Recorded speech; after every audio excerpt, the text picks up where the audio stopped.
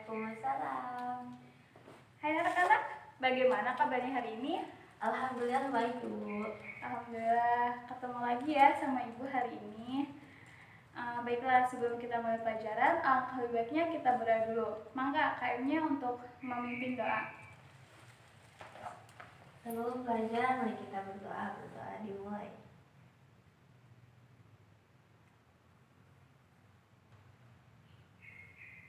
Berdoa selesai.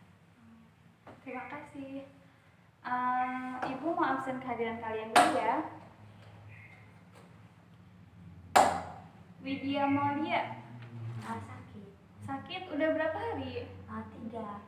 Emang udah dijenguk belum? Belum, Ibu. Kenapa gitu? Katanya Jenguk kalau ya. iya. Iya, jenguk. Barangkali teman kalian butuh semangat dari kalian gitu. Lagian kan kalau menjenguk orang sakit itu berpahala, ya? Insya Allah, Ibu. Ya. Terus Widya Jahra Fauziah. Ini namanya panjang banget ya. Panggilannya apa, Nak? Zia. Oh, Zia. Ya. Terus Imas Widya. Izin, Bu. Izin kemana? Kurang tahu, katanya izin. Oh, kayaknya ini ya, mau mudik kayaknya. Lebaran. Oke, berarti hari ini yang nggak masuk cuma 2 orang ya. Oke. Sebelum kita mulai pelajaran, Ibu mau bercerita dulu. Ceritanya itu judulnya Semoga Baik Insya Allah. Ada yang pernah dengar gak sebelumnya? Belum beneran nih? Iya. Ya udah, Ibu mau cerita. Gini, di suatu zaman ada sebuah kerajaan yang dipimpin oleh seorang raja yang gagah dan berani. Nah, si rajanya itu memiliki seorang kepercayaan atau bisa kita sebut sebagai patih. Nah, patih ini tuh dikenal sebagai seorang yang jujur, amanah, dan soleh. Nah, kemudian di suatu hari kerajaan ini tuh mengadakan berburu ke suatu hutan. Nah, akhirnya pergilah si raja, patih, dan seluruh prajurit di kerajaan ini tuh untuk pergi ke hutan. Nah, tetapi pas di hutan ini, si rajanya itu mengalami suatu kecelakaan yang menyebabkan tangan kanannya itu potong. Dan akhirnya kejadian ini tuh sangat membuat raja bersedih. Hingga akhirnya raja itu selalu bercerita ke semua orang tentang kesedihannya ini. Dan tak terkecuali juga kepada patih, raja bercerita tentang hal ini. Nah, tetapi respon yang diberikan oleh patih kepada raja itu berbeda dari respon kebanyakan orang. Kebanyakan orang kan melihat patih seperti itu ikutan sedih. Nah, tetapi patih ini tuh hanya bilang atau hanya mengucapkan semoga baik insya Allah kepada rajanya. Nah, mendengar jawaban patih yang seperti itu, otomatis raja kayak sedikit tersinggung gitu ya. Akhirnya raja marah dan memenjarakan si patih ini. Lagi-lagi yang diucapkan oleh patih ini tuh apa? Semoga baik insya Allah gitu. Dan singkat cerita, beberapa bulan kemudian kerajaan ini tuh mengadakan berburu lagi. Dan sekarang si rajanya tuh tidak didampingi oleh si patihnya, karena kan si patihnya sedang di penjara gitu. Jadi si raja cuma didampingin sama para prajuritnya. Akhirnya pas di perjalanan mau ke hutan, si rajanya ini tuh bertemu dengan seorang buta. Buta ini tuh yang suka menumbalkan manusia, yang suka makan manusia. Dan akhirnya seluruh orang yang ikut berburu ini tuh gak ada yang selamat. Kecuali siapa? Kecuali rajanya. Karena kenapa? Karena rajanya ini kan karena si buta ini tuh hanya ingin menumbalkan manusia yang sempurna gitu, yang tidak cacat. Sedangkan raja ini kan cacat, tangan kanannya potong. Dan akhirnya raja itu lari tergopoh-gopoh ketakutan dan menceritakan semua kejadian tadi ke si patih ini. Dan meminta maaf pada patih karena telah berburuk sangka. Dan akhirnya raja juga menyadari hikmah dibalik kata semoga baik insya Allah yang diucapkan oleh patih ini. Seperti itu. Dan Raja juga meminta maaf kepada Patih karena telah memenjarakan si Patih ini. Tetapi si Patihnya malah berterima kasih juga. Kenapa? Soalnya kalau si Patihnya nggak dipenjara, pasti ikut berburu kan? Nah pasti si Patih juga menjadi salah satu korban dari si buta itu. Seperti itu. Jadi akhirnya Raja dan Patih berbaikan. Gitu. Coba ada yang bisa menyimpulkan? Bisa. Gimana? Ada beberapa kesimpulan, Iya. di antaranya yang pertama kita tuh harus bersyukur atas setiap keadaan, Iya. apapun itu keadaannya. Betul. Terus yang kedua, kita tuh harus selalu berpikir positif. Iya. Jadi apapun itu mungkin ada kebaikan di dalam itu, kita Iya. bisa ambil hikmah dari itu. Iya. Terus yang ketiga, mungkin kita harus dari cerita itu kita bisa ngambil pelajaran kalau kita itu harus mudah memaafkan, mudah Iya. berterima kasih juga. Iya. Mungkin itu. Iya gitu. Jadi intinya gitu ya. Setiap kejadian yang kita alami, mau itu yang membuat kita sedih, senang, atau kejadian yang kita sukai ataupun tidak kita sukai, tetap kita harus bersyukur. Jangan lupa mengucapkan semoga baik insya Allah, karena di setiap kejadian itu pasti Allah telah memberikan hikmah terbaik gitu. Oke? Jadi hari ini semangat belajar? Semangat. Oke, kita mau membahas mengenai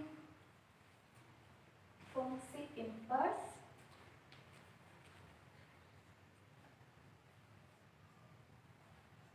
Fungsi inverse dan fungsi komposisi.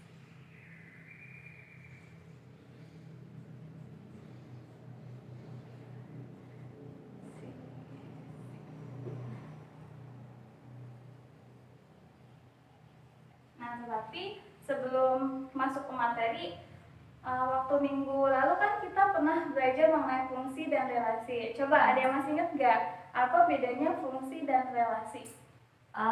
Bedanya fungsi dan relasi. Iya. Kalau misalnya fungsi itu domain atau daerah asalnya yang boleh menjomblo atau berselingkuh, boleh mendua. Gitu. Jadi nggak ada aturan apa-apa. Kalau misalnya fungsi itu, kalau misalnya tadi fungsi apa relasi? Iya, itu tadi relasi. Ya, kalau fungsi Iya. domain atau daerah asalnya nggak boleh menyendiri atau nggak boleh jomblo. Iya. Terus nggak boleh selingkuh juga, pokoknya udah ada aturan khusus, terikat aturan khusus. Iya benar, berarti masih ingat ya. Jadi fungsi itu yang memiliki aturan khusus. Jadi si daerah asalnya itu nggak boleh jomblo dan nggak boleh selingkuh, atau dengan kata lain si domainnya itu memiliki tepat satu pasangan di daerah kodomain. Ya seperti itu ya. Masih ingat ya berarti? Insya Allah.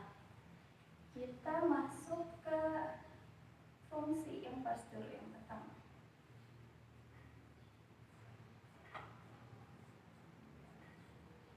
Fungsi inverse.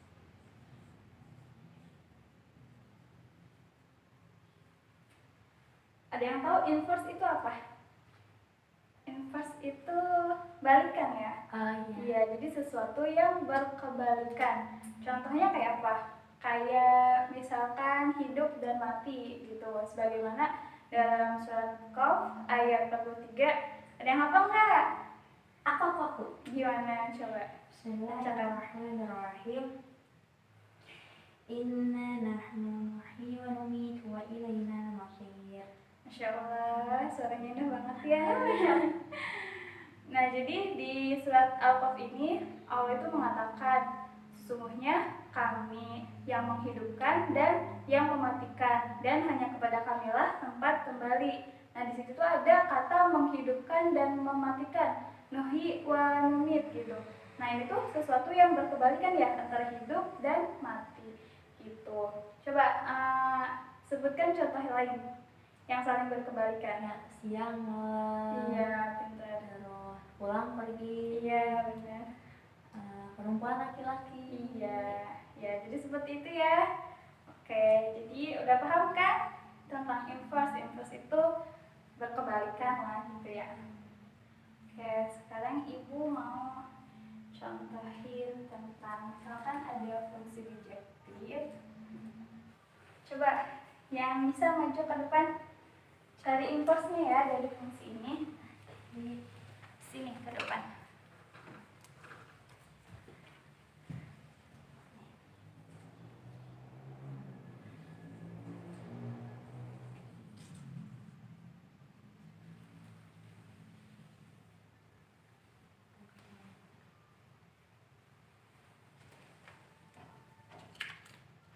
Ya.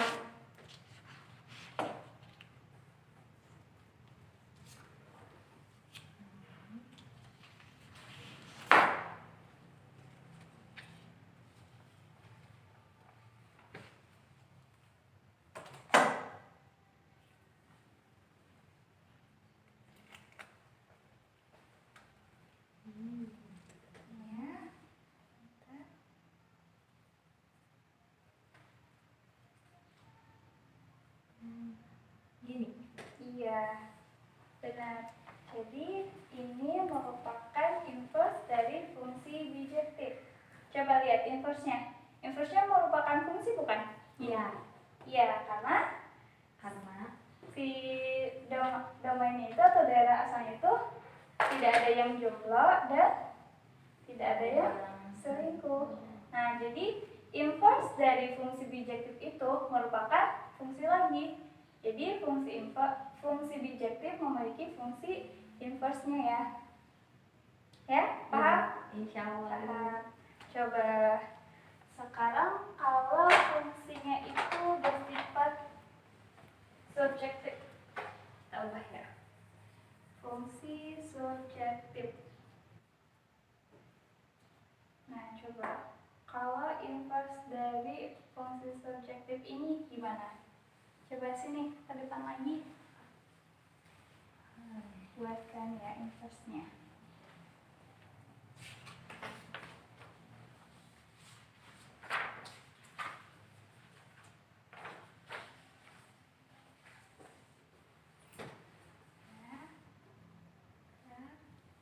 Terus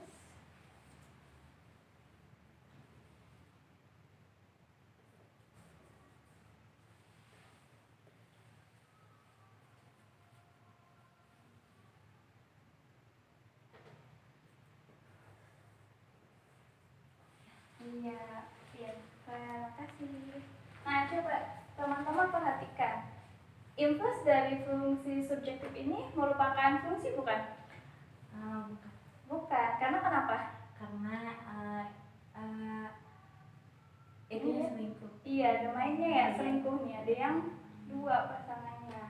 Nah, jadi fungsi subjektif ini tidak memiliki fungsi inverse-nya. Inverse-nya ada, tapi inverse-nya itu bukan fungsi. Jadi fungsi subjektif ini tidak memiliki fungsi inverse-nya. Coba satu lagi, fungsi injektifnya. Kita lihat. Inverse dari fungsi injektif.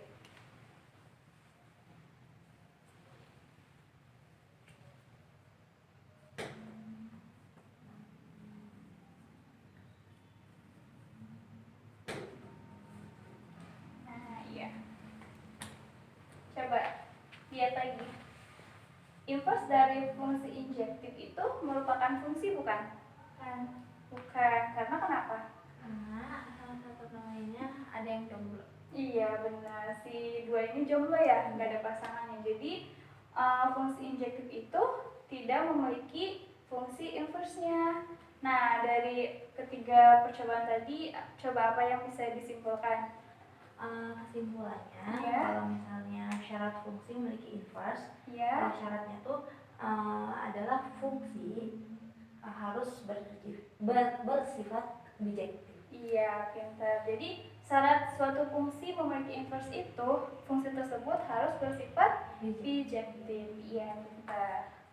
Kalau ibu punya misalkan daerah A, katakanlah daerah tidak bersepatu.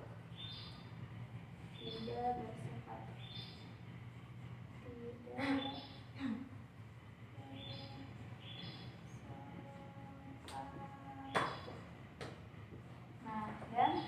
B-nya itu daerah bersepatu.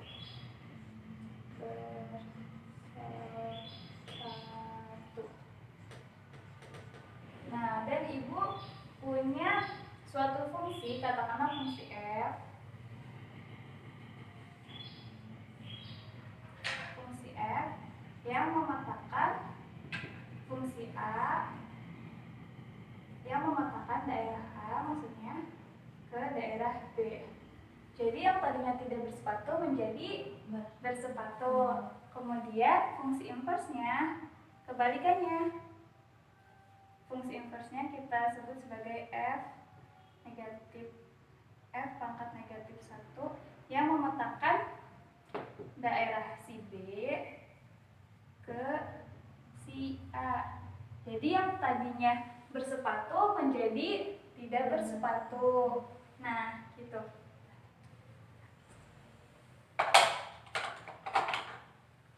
Nah, coba teman-teman perhatikan di fungsi F yang menjadi domainnya itu mana? Yang menjadi daerah asalnya. Daerah asal kan dari A ke si B. Berarti daerah asalnya A. Iya, benar. Domainnya itu A. Nah, kemudian hasilnya Hasilnya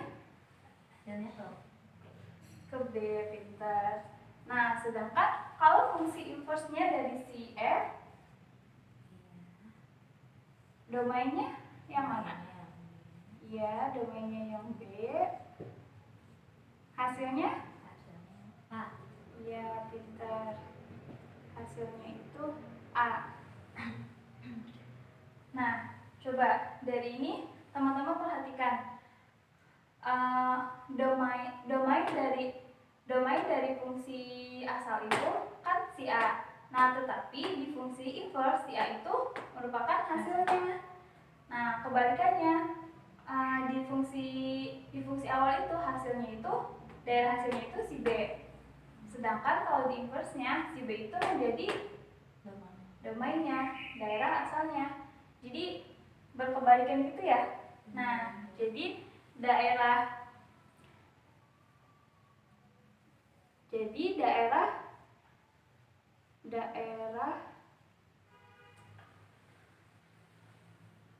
domain si fungsi inverse itu sama dengan hasil dari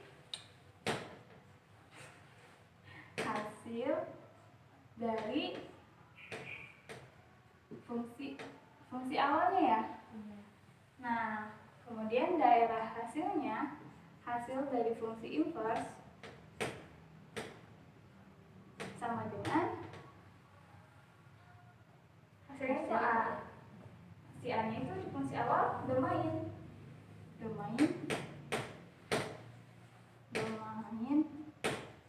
F. Nah, gitu. Jadi saling berkebalikan ya. Gitu. Oke, silakan catat dulu.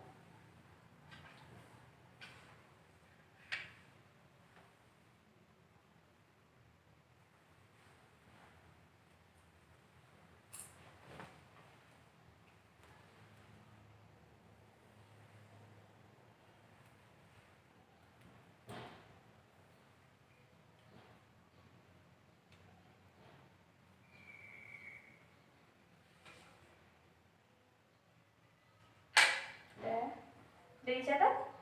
Udah. Nah, jadi misalkan nih, ketika kita punya fungsi awal, katakanlah fx sama dengan y, maka fungsi inversenya itu, nah tadi kan ini berarti domainnya itu kan x, hasilnya itu y ya. Nah, berarti domain dari si inversenya itu siapa? Hasilnya kan? Hasilnya berarti Y. Berarti Y sama dengan hasil dari fungsi inversenya sama dengan domain dari fungsi awalnya. Berarti X. Nah, jadi ketika kita punya suatu fungsi, katakanlah fungsi itu fx sama dengan y, maka inverse-nya itu y sama dengan x gitu. Kita ke contoh soal ya.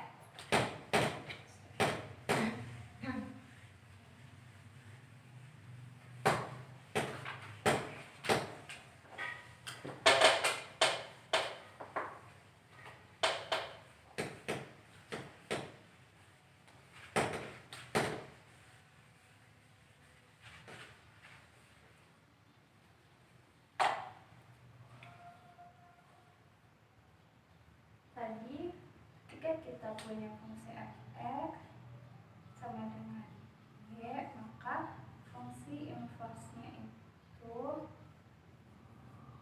y sama dengan x. Nah, latihan.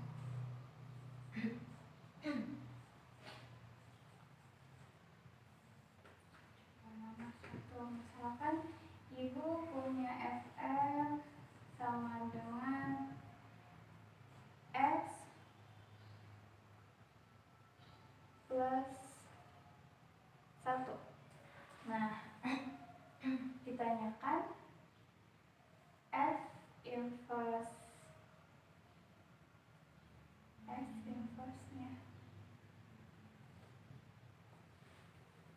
Oke, jawab.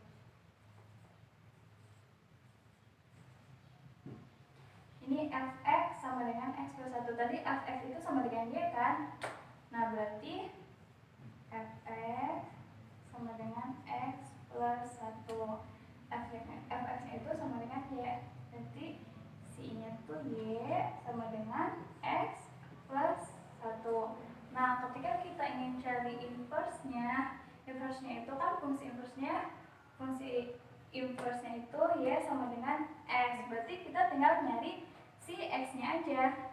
Tinggal mencari si x. Berarti tinggal memindahkan si satunya itu ke ruas kiri. Jadi seperti ini. Gitu. Nah, si x ini tuh sama dengan siapa? Ini kan f-1y. Jadi y-1 sama dengan 1y. Nah, jadi inverse dari fungsi fx sama dengan x plus 1 sama dengan y-1 gitu. Nah, ketika kita ingin mengganti si y-nya dengan si x juga bisa. Misalkan kita mau mengganti dengan x. Ini x dan yang ini juga berarti kita ganti dengan x nya, variabel ini. Nah, seperti itu. Paham? Oke. Coba sekarang kedua. Misalkan ibu punya fungsi fx sama dengan x plus 2 per 4. Coba cari fungsi inverse-nya. Coba, ada yang bisa nggak? Bisa. Coba tulis. Angga sok kerjakan dulu. Aku coba dulu ya. Iya, Angga sok.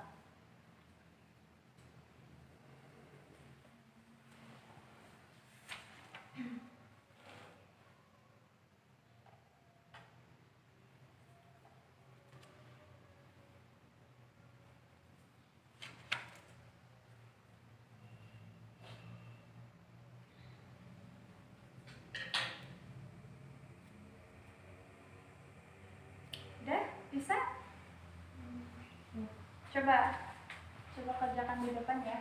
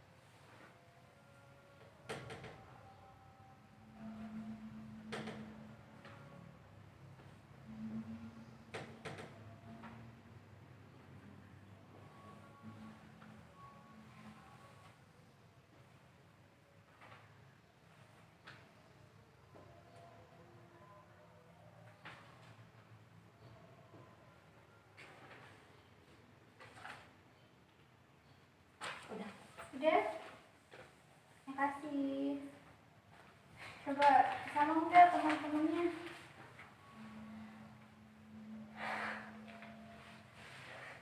Iya, sama semua ya. Iya, jawabannya benar. Oke.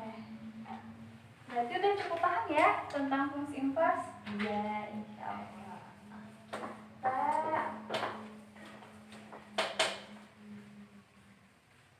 Materi selanjutnya.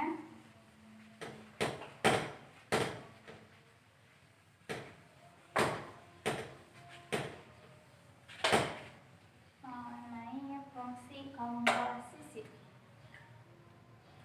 Yang kedua, mengenai fungsi komposisi.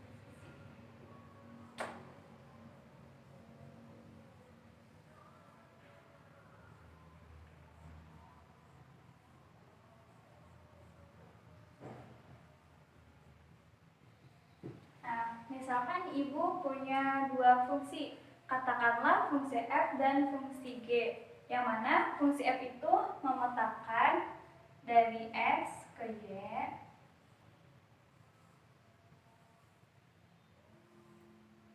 fungsi f, dan si fungsi g-nya itu memetakan dari y ke z.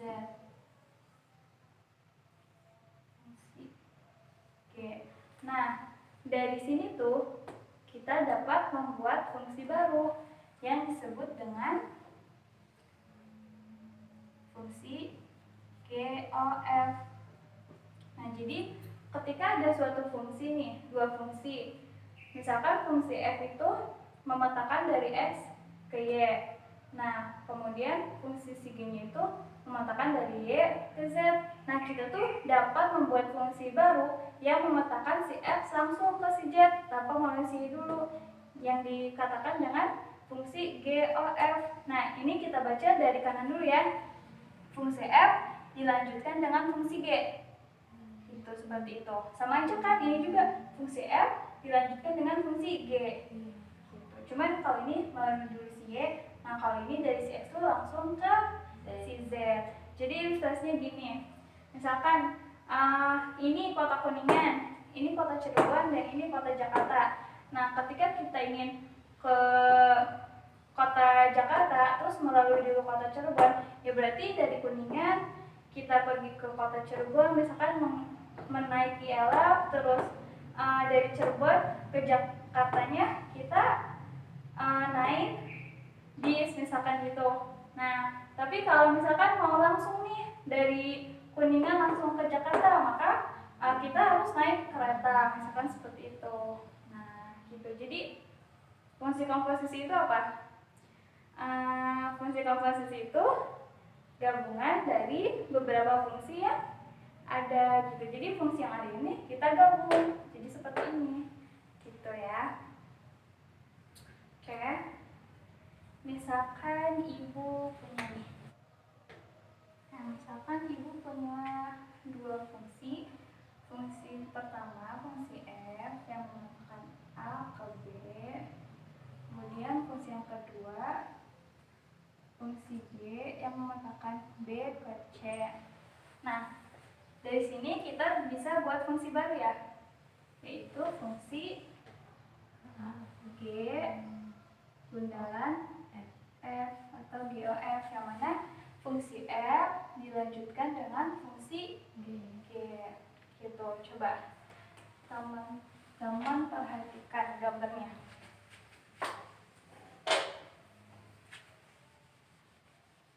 Nah, domain dari fungsi GOF itu domainnya itu yang mana? Yang ini ya? Iya. Ya. Terus si daerah A ini tuh menjadi domain dari GOF. Nah, si daerah A ini juga merupakan domain dari siapa? Dari yang ini kan? Iya. Nah, jadi ketika kita punya fungsi GOF, maka domainnya itu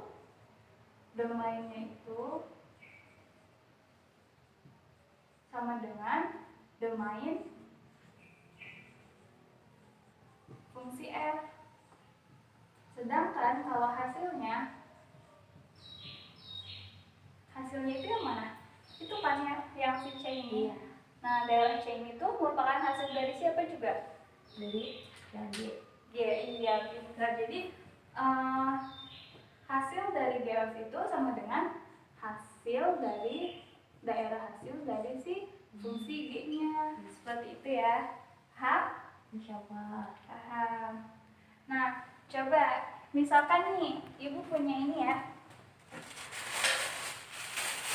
Nih, plastik ini kita misalkan si F. Nah, buku ini tuh kita misalkan si G. Kemudian ketika kita mau menggabungkan FOG berarti kan si G-nya dulu. Tadi si G-nya itu buku ya. Si G-nya dulu, kemudian dilanjutkan dengan si F. Berarti si G dilanjutkan dengan si F. Seperti ini ya. Nah, kemudian kalau GOF-nya GOF. Nah, berarti si F-nya dulu, fungsi F-nya dulu dilanjutkan dengan si G-nya.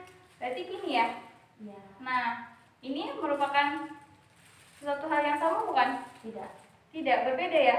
Nah, maka dari itu, jadi ketika kita punya dua fungsi F dan G, nah FOG dan GOF, maka si FOG itu tidak sama dengan si fungsi GOF. Seperti itu. Paham?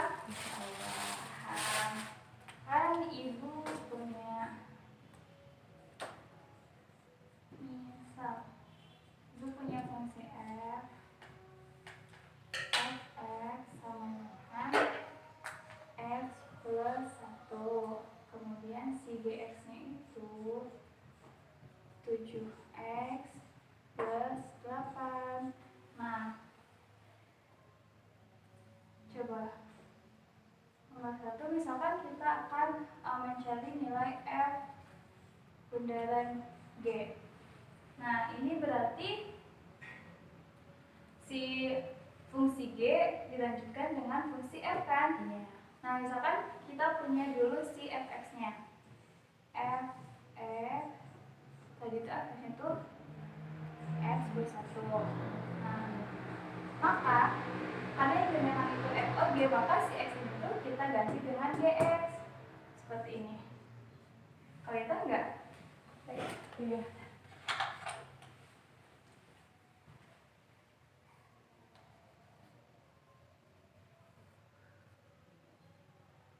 GX.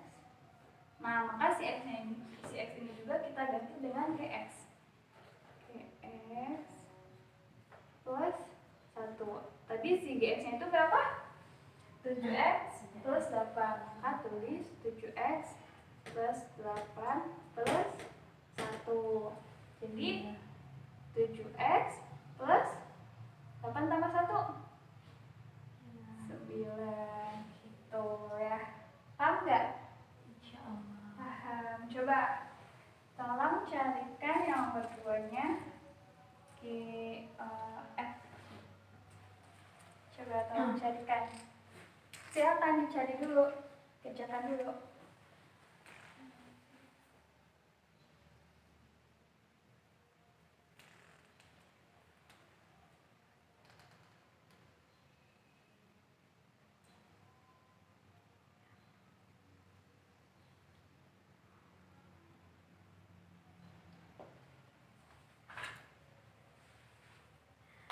Silakan. Ya? Coba ini.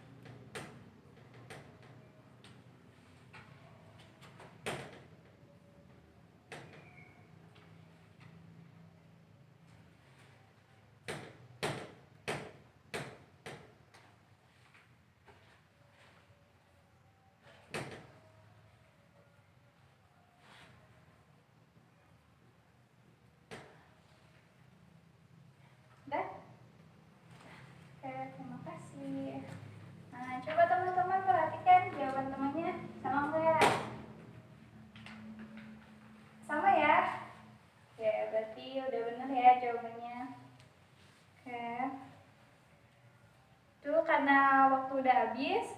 Coba nanti kerjakan di buku paket ya, halaman 142 yang latihan 1. Oke? Iya, Ibu. Ibu akhiri ya pertemuan kali ini. Kurang dan kurangnya Ibu mohon maaf. Wabillahi taufiq wal hidayah. Wassalamualaikum warahmatullahi wabarakatuh. Waalaikumsalam warahmatullahi wabarakatuh.